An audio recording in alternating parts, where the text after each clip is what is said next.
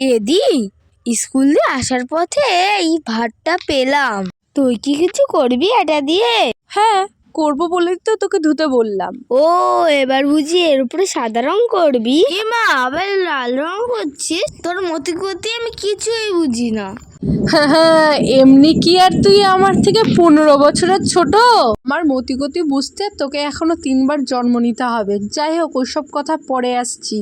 দেখ কি করেছে আমি এবার তোকে বলছি। প্রথমে তো তুই নিজে হাতেই ঘরটা ধুয়ে নিয়ে আসলি, তারপরে আমি সাদা কোট করে নিয়েছি, তার উপরে লাল কালার দিয়ে কোট করেছি, তারপরে স্টার্ট করেছি কলকা। আচ্ছা বলতো, কলকার ডিজাইনগুলো কি আগের থেকে ভালো হয়েছে আমার?